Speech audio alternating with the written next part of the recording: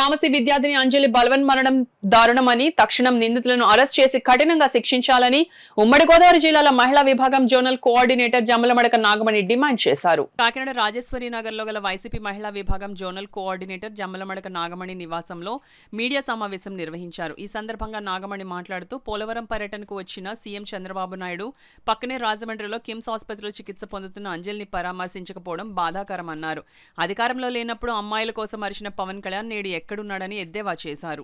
రాష్ట్రంలో శాంతి భద్రతలు ఎంత కరువై ఎన్ని బాధలు పడుతున్నారో ఇన్ని ఒక ఎత్తు అయితే కనీసం ఆడవాళ్ళ మాన ప్రాణాలకు కూడా రక్షణ లేదా? ఒక మహిళా హోమ్ మినిస్టర్ ఉండి రాష్ట్రంలో మహిళలకి కనీస రక్షణ లేదా? ఆ అమ్మాయి 12 రోజులుగా మృత్యుతో పోరాడుతుంటే ఈ అన్యాయం జరిగిందని తెలిస్తే అమ్మాయికి ఒక ఎమ్మెల్యే ఇచ్చి ఆపరేషన్ చేస్తేనే ఎంతో మత్తుగా ఉంటారట. అలాంటిది 10 ml అమ్మాయికి ఇంజెక్ట్ చేసి ఆ అమ్మాయిని చనిపోయడానికి గురి చేసిన ఆ దీపక్ని అరెస్ట్ చేయడమే కాకుండా రాష్ట్రం తరఫున కనీసం ఇప్పటి వరకు ఎవరూ వెళ్ళి ఒక అమ్మాయిని వెళ్ళి చూడడం కానీ ఒక్క మాట చెప్పడం కానీ జరగలేదు. ఇది లాస్ట్ వీక్ చంద్రబాబు నాయుడు గారు పోలవరం వచ్చారు. పోలవరం వచ్చినప్పుడు రాజమండ్రి ఎంత దూరం అండి, కనీసం ఆవిడ వెళ్ళి పరామర్శించలేకపోయారు. హోమ్ మినిస్టర్ అయినటువంటి అనిత గారు, ఆవిడకి ఒక ఆడపిల్ల ఉంది కదా, కనీసం ఆడపిల్ల బాధ ఆవిడకి తెలియట్లేదా? వెళ్ళి ఆవిడ కనీసం చూడలేకపోయారు. ఆడపిల్లల మీద చెయ్యేస్తే తాట తీస్తానని చెప్పే పవన్ కళ్యాణ్ గారు కనీసం ఈ విషయంలో ఎందుకు స్పందించలేరు? ప్రతిపక్షంలో ఉన్నప్పుడు 30,000 అమ్మాయిలు ఎక్కడైతే అయిపోయారు వాళ్ళందరినీ ఉద్ధరిస్తానన్నప్పుడు చెప్పినాడు. కనీసం ఇప్పుడు జరిగే అన్యాయాల మీద కూడా ఆయన మాట్లాడలేకపోతున్నారు. ఒక్క విషయంలో ఈ ప్రభుత్వం చేసేది ఏంటి? ప్రతిపక్షాల మీద, ముఖ్యంగా వైఎస్ఆర్సీపీ మీద కక్ష కట్టి నాయకుల మీద కేసులు పెట్టి జైల్లో పెట్టడమే పరిపాలన అనుకుంటున్నారా? కొడాలి నాని గారు హార్ట్ అటాక్తో బాధపడి ఎమర్జెన్సీగా ఆయన్ని బోంబే తీసి తరలిస్తే దాన్ని కూడా సెటైర్లు వేస్తున్నారు మన లోకేష్ గారు.